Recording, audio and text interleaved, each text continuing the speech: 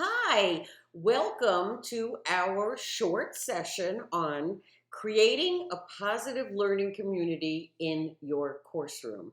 I am Dr. Shelley Safian, and I'm going to share some of the things that I have learned the easy way, as in from others, and the hard way, as in my students have taught me, and as have my chairs. Okay, so we're going to talk about online teaching because, of course, that's what we do. We are the global campus, and um, our feedback that we provide to our students is, for the most part, the way we get to teach. Now, certainly we have the discussion forums, but that's just longer feedback when you're responding to that.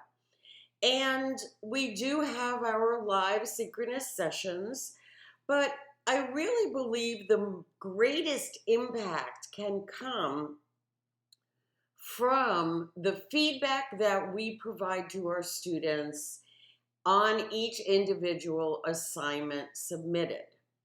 Now, when we look at feedback all together in an overview, you already know specificity is important. And as you get busy and sometimes it just wears us down, you may be tempted to say, good job on that.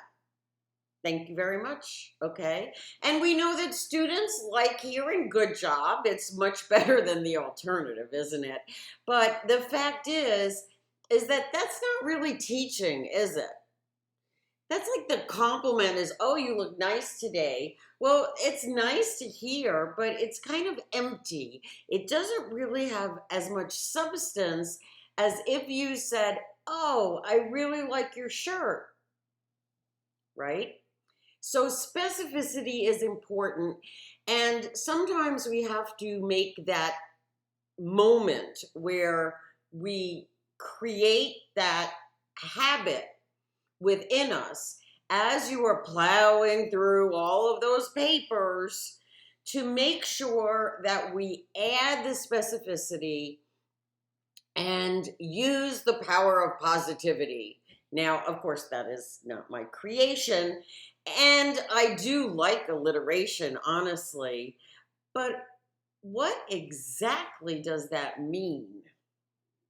So let's talk about two easy things that can help us provide more beneficial teaching opportunities and help create and reinforce that excellent instructor student relationship. You know, it's one thing that I miss about not teaching on ground. On ground, you get to see the faces, you get to build relationships. And it's not as easy when you're teaching online. So the first thing we want to make sure is not to put the student on the defensive. So don't accuse them. And you might say, well, you did not include. That's matter of fact. That's not, I'm not accusing you of anything. I'm stating a fact. You didn't include half of the assignment that was in bullet points right there. Okay? But you and I both know that there are going to be students that have a sensitivity to the word you. And they don't hear, oh, by the way, you didn't include this. What they hear is, you did not include this. Okay, so we can try to reverse that and many other phrases that you might find you use frequently to, I cannot find this. Okay, which kind of says, well, maybe it's my fault. And I take this stand quite often with my students is, maybe I read your paper too quickly. Maybe I was expecting to see it in the first paragraph and you didn't include it until the last paragraph, but the fact is it's there. Okay? So you can soften this and say, I cannot find, or I could not find saying, well, I'm sure it's my fault, but maybe if you point it out to me, I can give those points back to you.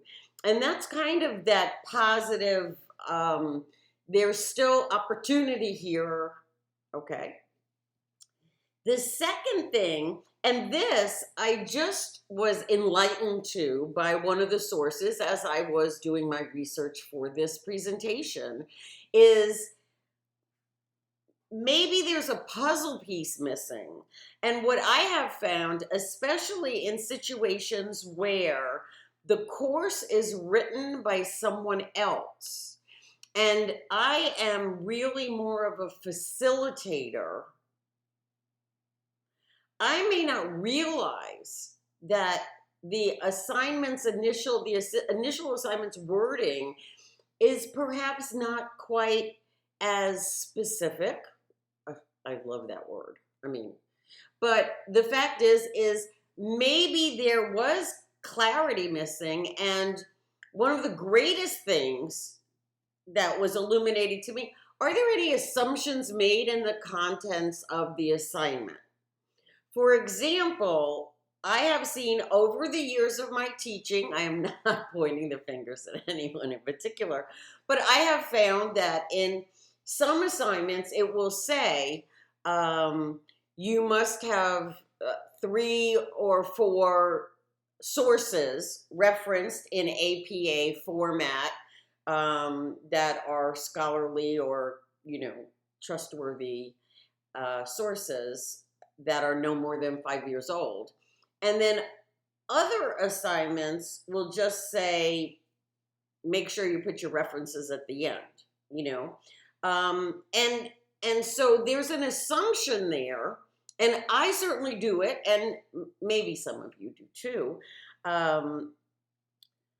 Once I've told you 4 times that you need to you need to put your references in APA format, you might think, well, okay, I've done that for the first 4 weeks of the course. This should stick now. You should know this, so I shouldn't have to keep repeating myself. And yet, no.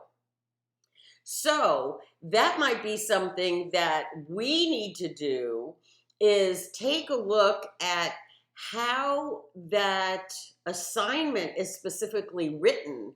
And especially if you did not write the assignment, perhaps you have an expectation that is not specifically clearly made as a requirement in the assignment.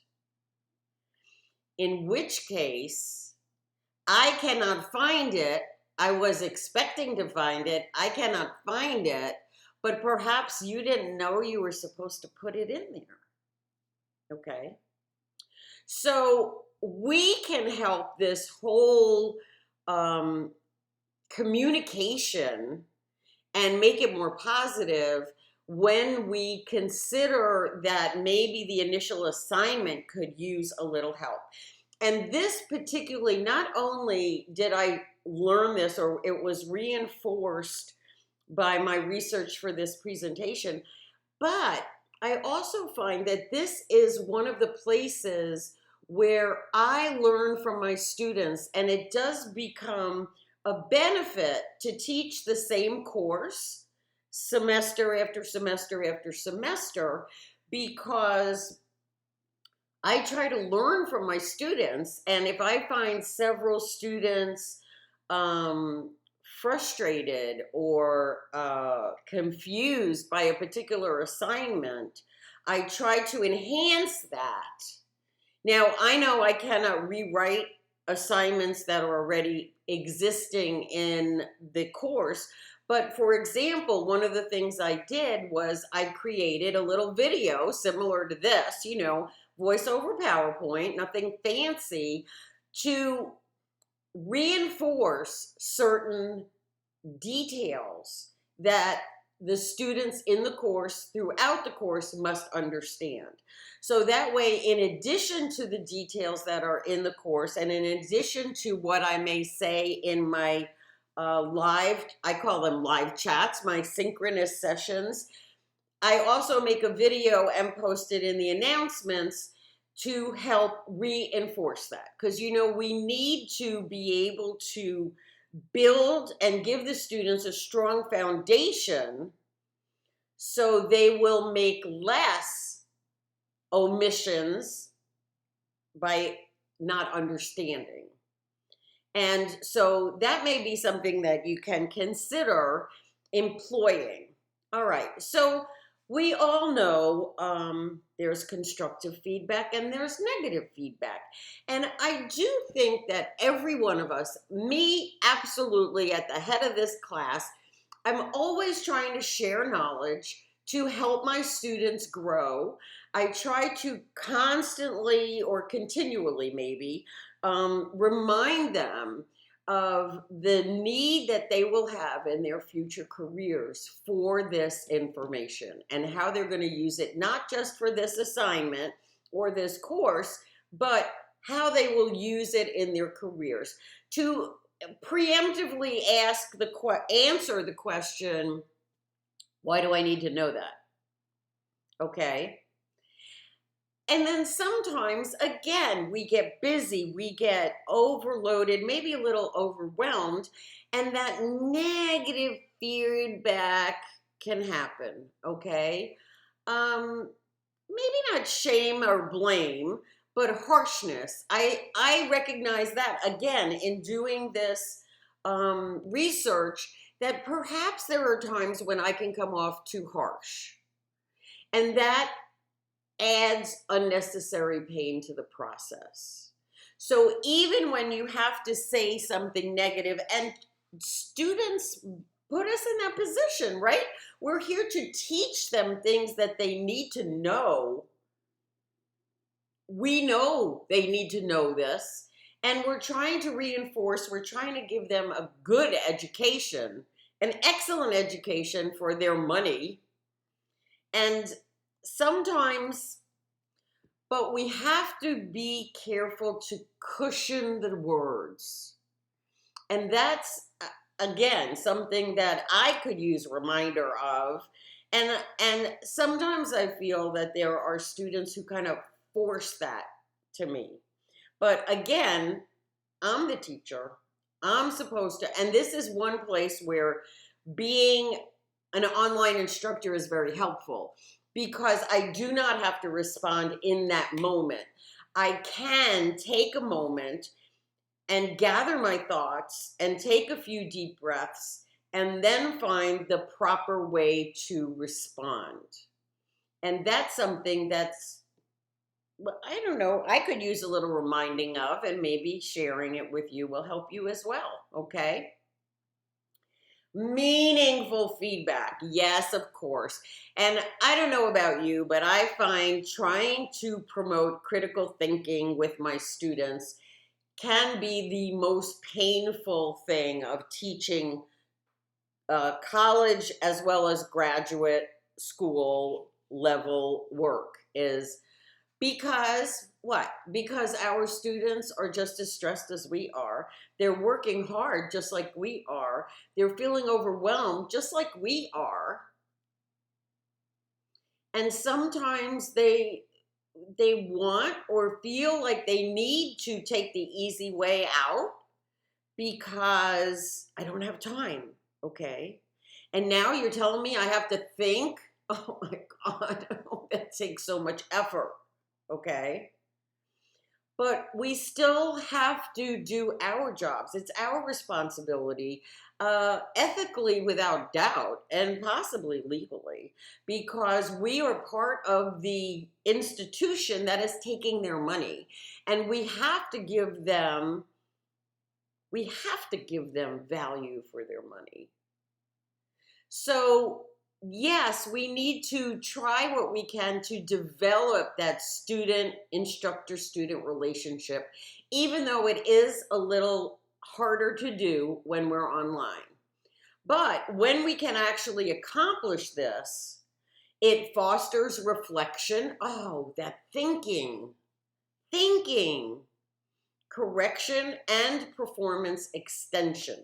Okay, meaning that, and this I find sometimes more often with my graduate students, than with undergrad is to try and find a way to remind them that they're not here to just reiterate what they already know, but to help them broaden their knowledge, the scope of their understanding.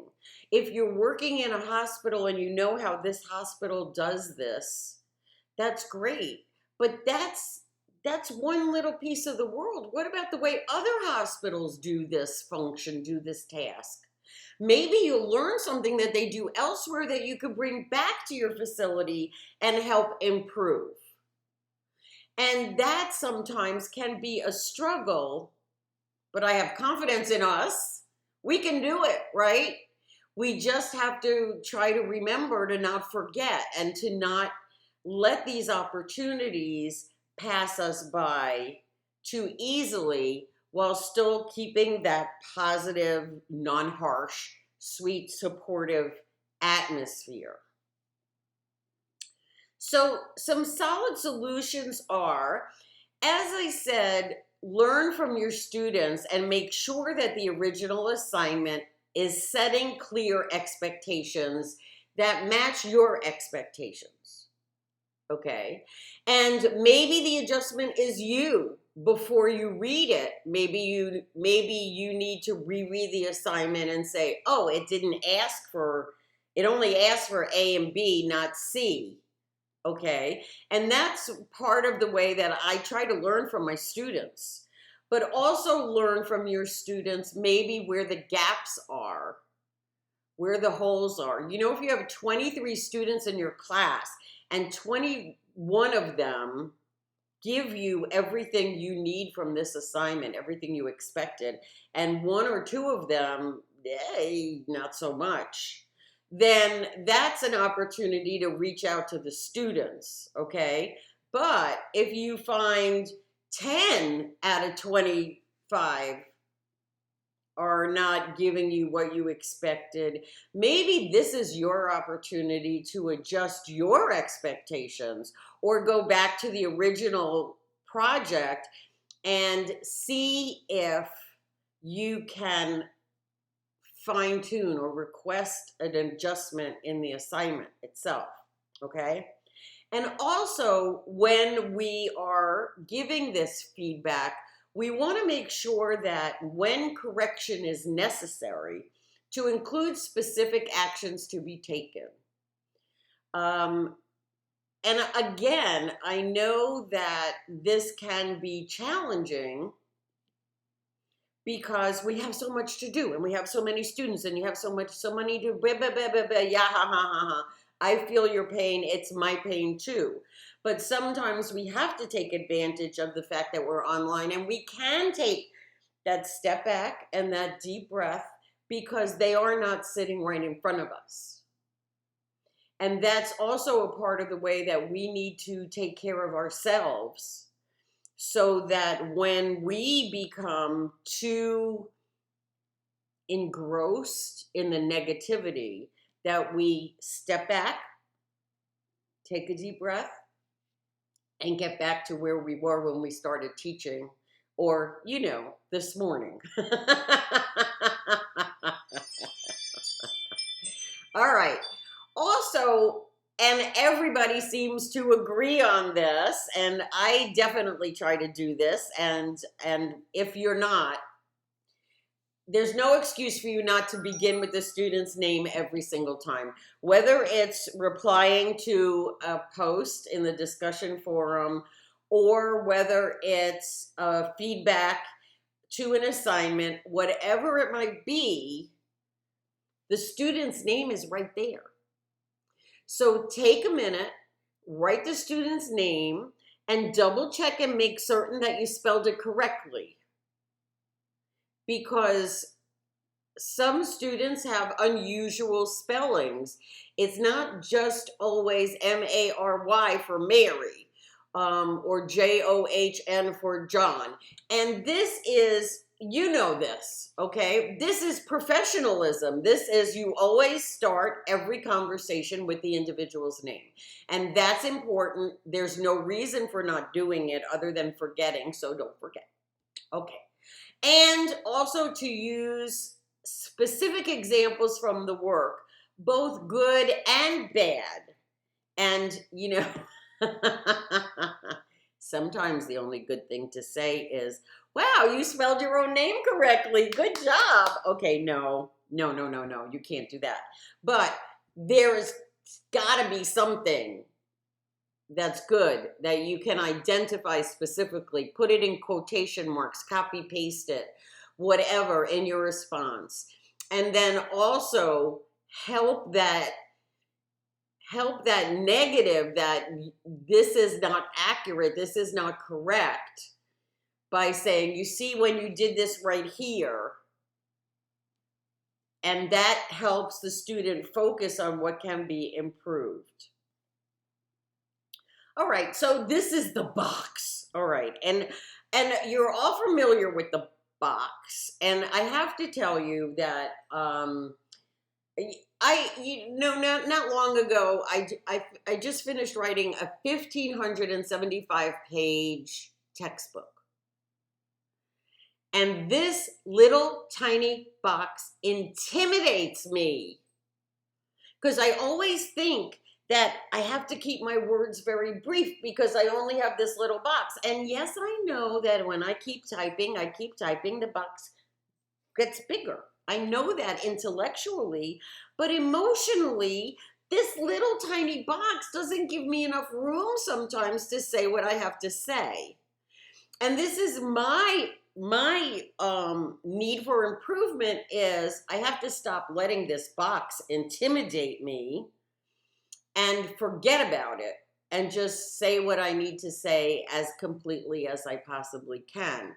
And I don't know how you all feel about the box, but this may or may not be affecting the way you are providing the feedback. And if it is, then we are together as one. But another thing I wanted to reinforce is the two buttons below the box. All right, the first one is add a file.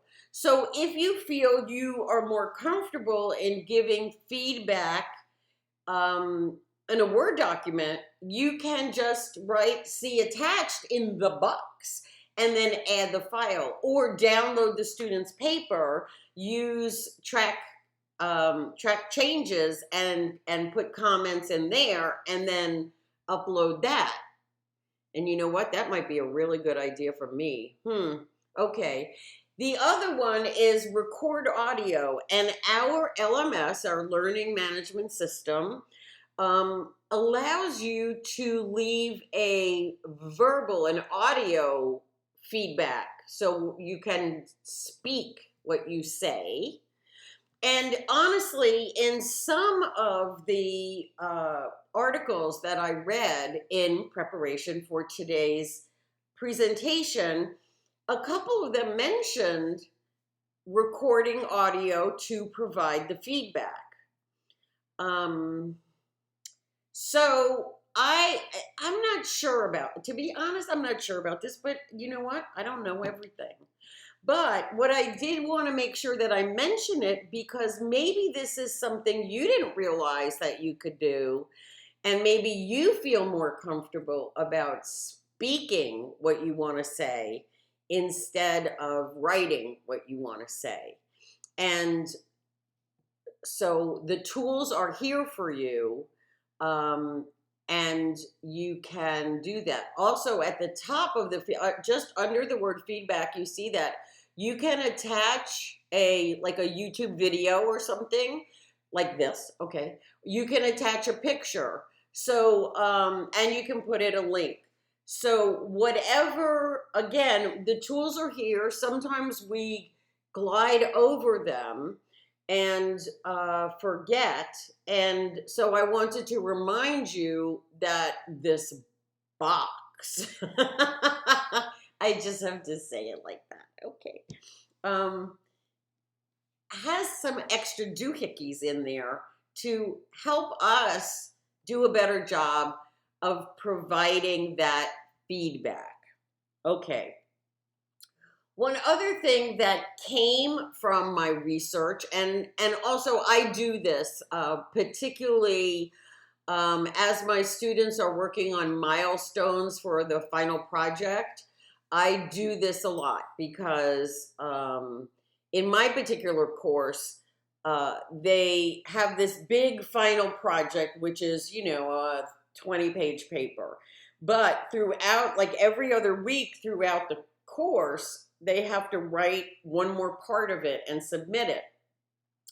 And I remind them in every live session that the purpose of this is to help them not feel so overwhelmed by, oh my gosh, I got to write a 20-page paper.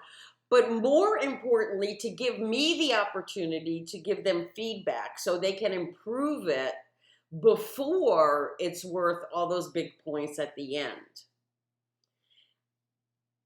And that's a good reason why I use the rework and resubmit.